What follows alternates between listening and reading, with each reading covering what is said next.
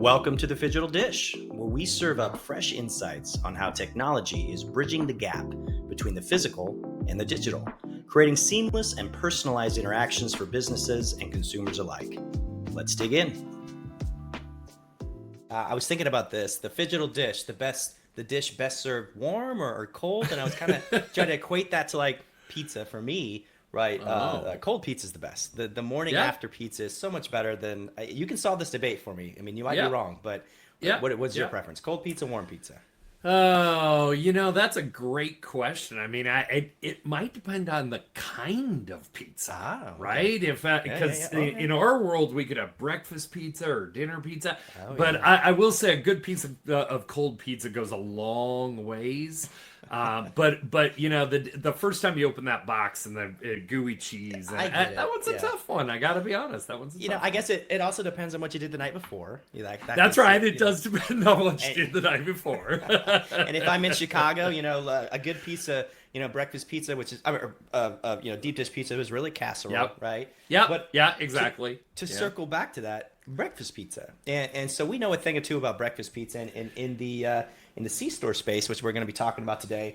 There's some really good breakfast pizza from one of our favorites out there, and so let's just jump into that. We came, around the NACS conference. There's no shortage of chicken and pizza. NACS conference. Too much, right? I abstained a lot, but it's all over. So. What's your favorite thing to do? What's your favorite thing to gravitate towards at one of these shows? Oh man, NACS is one of those shows. There's two kind of food shows, right? You got NACS in October, and you got National Restaurant Association in May. National Restaurant Association, you look for those really amazing bites, those things that you're like, ooh, I want to go and sit down Never and had have that. that. Yeah. Right? It's fantastic. At NACS, you're just like, I cannot eat enough of this, and for me it is spicy chicken, crispy chicken. It's such a draw. But the other one, I got to be honest, is NACS is hard because somehow our booth always is in a close enough proximity to Hershey that I end up having to get some candy every time I walk by. Right. So between chicken and pizza and candy and right. How about yourself? What's your go-to at NACS? Look, I'm not a candy person, and the first day I'll get some of the chicken. There was some good spicy chicken this time. There was. A little bit of the pizza, just grazing here and there. For me, it's more about where can I get the latest Red Bull? What's the newest flavor of Red Bull that's out there? I know people that leave with bags of candy and all this other stuff. Me, it's like I just want to taste the newest Red Bull. That's right. So. There you go. Yeah. And until we get to NRA in May, where there's the samplings of the food from all around the world and the fine wine, but I digress. Exactly. We'll cross that bridge when we get there. So that's right. Well, so what we're talking about now is really as part of the appetizer here before we get into the live on location at NACS. Yeah. I just kind of want to talk about maybe a little bit of what we saw, anything coming out of it. For me, I've been to the show many times. I never as an operator because I was never really on the C-store side. A lot of times from the OEM side of the technology that's going into the C-stores. But this was kind of my first foray into seeing the holistic picture of all the technology, of all the pieces that come together to create the C-store experiences. Obviously that that SageNet is doing and that you've been part of for a long time. Yeah. But what we'll get into to the live on location. We shot some pretty good video, we think, that we'll let you guys see. But what was your big takeaways from the show now that we've been removed from it for just a bit? Yeah, NACS is one of those shows, like you said. I've been many years. In fact, I'm just about a decade going to that show. Mm-hmm. I think the thing that has really changed now, and it's we see it in other industries, but we're really seeing it trickle down into the C-store space now, and it was very evident at this show, even more so, post-pandemic. Those stores are becoming complex microcosms of technology.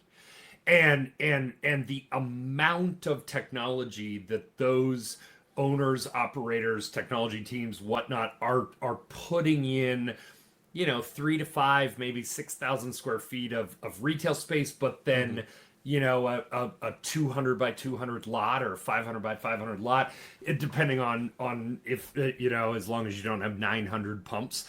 There, you know who you are. Right, exactly. Yeah. The reality is the amount of technology that's there is just grows literally every day. And because of that, this show, walking through that swimming pool of technology and understanding what's going to be beneficial for me, what's not, what's going to make a difference in the short term versus long term. I think that actually brings a lot of complexity for brands today that they wouldn't have had, 10 years ago. They might not have even had 5 years ago. That was my biggest takeaway from the show, is just that being able to consume that and take it in and make judgment calls that are reasonable for a business. Yeah, I mean, there was a lot of shiny objects, right? And proverbially shiny objects, meaning we had a lot of bright lights and screens and all these things. Totally. I like that. Well, you love that, but you don't love the cost of that. So let's tailor a solution that that works for you. And I saw a lot of that. It was moving people in from the aisles, getting people to see something that it just catches their eye, and they can see, wow, I've not seen this technology used this way before. So it may not even be like a brand new technology, but it may be something that they're seeing it in a different way for the first time, because we're putting either a different content, a different way to hang a screen, a different model of a screen or something else. I had no idea that the level of just options that were out there, right? There's an ocean of options for them. And then maybe that's kind of what you're talking about of they've got so many things in front of them drawing their attention. How do I decide what's the right fit for my store right now? And runs the gambit of, single store operator, multi-store, brand operator, franchisor, franchisee models. There's a lot of options out there in the C-store space. So it's very interesting for me to see how I think it would probably be the same thing. Just all of the options coming together. How it all ties together. And I think we talked about that a little bit in our cutaway, which we're going to get to here in just a second. So, man, now I'm just thinking about spicy chicken and Red Bull.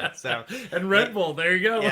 Maybe while everybody's watching our cutaway for the video, I'll go get me some of that. We'll go find it. Okay, well, without further ado, guys, we appreciate you for joining us for the appetizer here, but we're going to get you into a live on location that we recently did at the NACS Show 2024 that took place in Las Vegas. Awesome. I'm Courtney Radke, Vice President of Innovation at SageNet. And I'm Ivy Dickson, Chief Innovation Officer at SageNet. And we're joining you live on location at NACS 2024 for a special edition of the Phygital Dish. And as you can see behind us, it's screen, everywhere screen. I have my thoughts on this. I have my thoughts on the technology driving it, but I'd be very interested in getting your take in this, as you're much closer to this. Yeah, well, I think it's interesting when you say screen.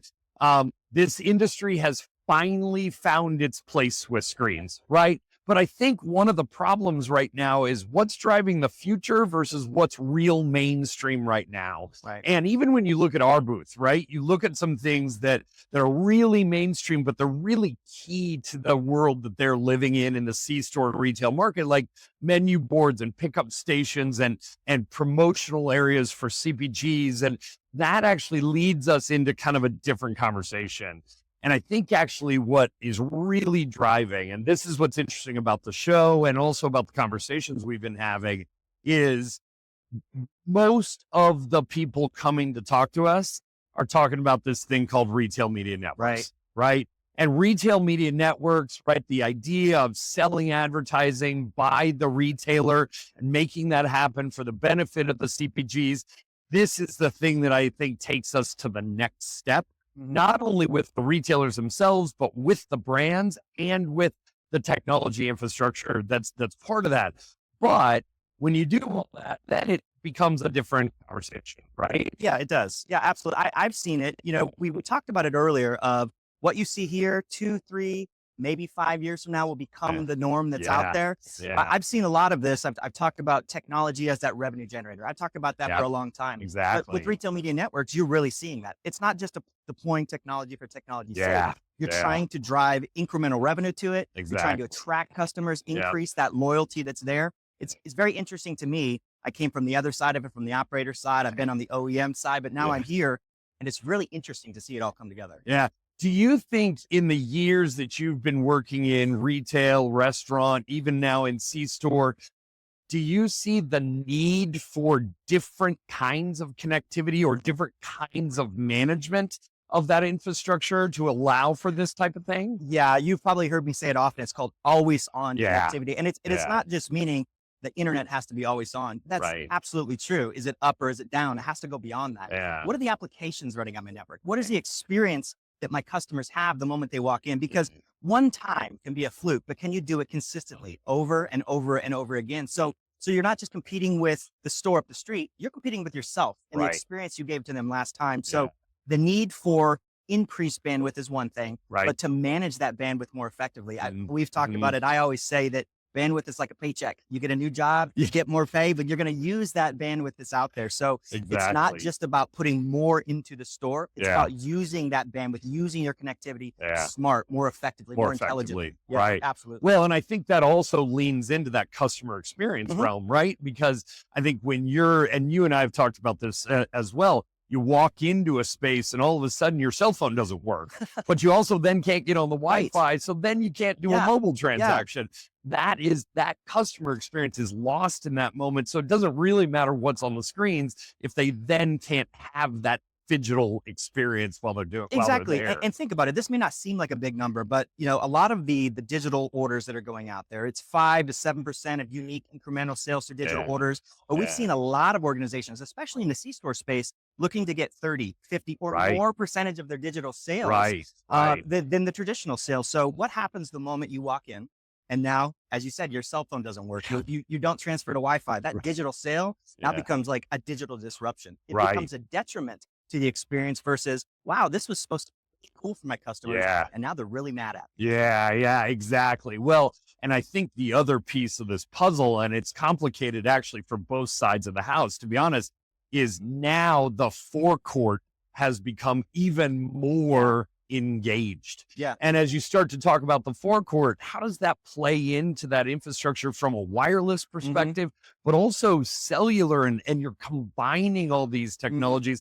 That's the challenge we have, is when we're going to put out a screen, how do we now connect it? It used to be like, hey, there's going to be internet.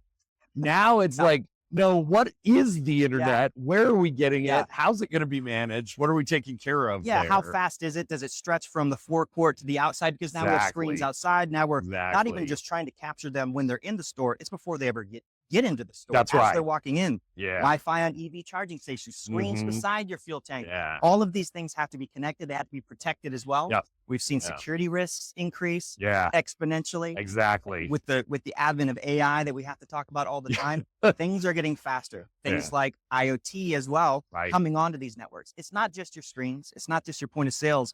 It's the 30 plus billion IoT devices that are online right Yeah. now. Yeah. That is being squeezed into the C-store to drive that experience. But again, to your point, it's if you don't have the right connectivity, not just high bandwidth, but smart bandwidth, Right. it's going to fail. Yeah, exactly. Well, and I think the other piece that we're hearing from people, even just look at our booth, Yeah. right? You've got 15, 18 screens. Yeah. We've got multiple devices online talking to it. We've got kiosks. We've got RFID. We've got different connectivity needs in this space. The IT weight that is now being carried, right? These IT groups are coming and saying, hey, I've got 50 or 100 or 150 devices, especially Right. when you get into IoT. How do I see all that and make it useful for my organization? And you and others in our organization have done a great job of talking to the chief marketing officer, the chief Yeah. digital officer. Yeah. We get them enamored with this. Right. And I have to go talk to them. Yeah, how am I going to make this work? So, I've said it often. It's this is the experience of tomorrow. Right. But a lot of times they put it on the network yesterday. Yeah. That's the foundational That's right. architecture that needs to run it. It's That's sometimes right. it's the spaghetti wire that we try to clean up behind the scenes, but Yeah. we really want to make sure that that is always foundational to everything else Yeah. that we're driving here. So Yeah. that again, it's not that one-time fluke. Yeah. Delivering that seamless digital experience consistently, that's the nirvana of all. Yeah. Yeah. So I got to ask, because, I can play with fun toys all the time, right? But I got to ask, from your perspective, and I have one from the digital side as well. any technology that's out there that you think really is a new push, the thing that retailers on your side that they need to be thinking about, they need to be looking at? And it's interesting because I don't think it's new, but just like now we're in an era where it's starting to be able to use the screens. Yeah. It was cool before. Yeah. It's nice to have, now you gotta have it. That's SD.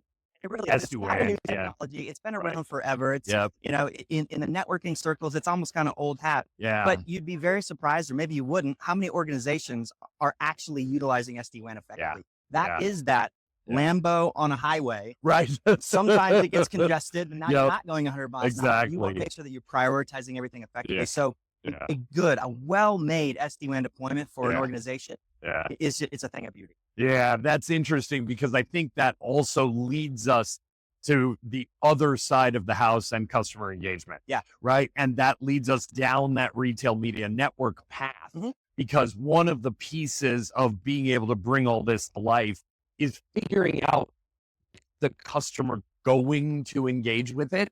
Right. And the one thing I will say, I think people still have to figure out how to use it, but transparent LED is really cool. It is cool. Transparent LED is it's a surprise and delight moment.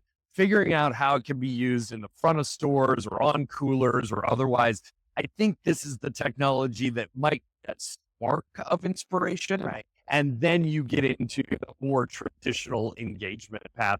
And as you said, like menu boards are not a new thing. It's like SD-WAN, but using those more creatively and effectively is very powerful. Yeah, the industry, the consumers, we've caught up. Now we're in that state of, all right, let's make it work. Let's make it real. Let's make it exciting. So, well, if there's one thing you can leave us with, right, from this show or from our booth around the C-store industry, what would it be? Retail media networks. That's it. Retail media networks is it. You know, I think when you look at that 2 to 5 year plan, where retailers and brands accelerate what they're doing into that customer journey, I think retail media networks is where that becomes the really power play for everybody. How about yourself? Again, we're going to repeat ourselves, but I think you got to have that network, that foundational. Yeah. It's not traditional or legacy infrastructure anymore. Yeah. It's foundational architecture. Build that in tandem. We always talk about all three of these: network, security, and digital. It cannot be an afterthought. It has to be thought of from the beginning, cohesive. So that's great. Well, listen in for more insights, either from before or after NACS. We're going to share that on the larger edition of the Phygital Dish, but I want to thank you for joining us for this live on location at NACS 2024. I'm Courtney Radke. And I'm Ivy Dickson, and look forward to connecting soon. Thank you. Thanks for tuning in to the Phygital Dish, where physical and digital worlds collide to transform industries and consumer experiences.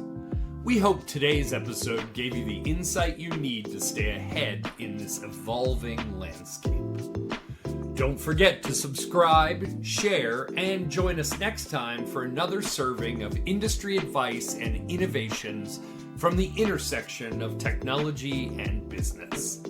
And remember, stay inspired, keep innovating, and we'll catch you next time.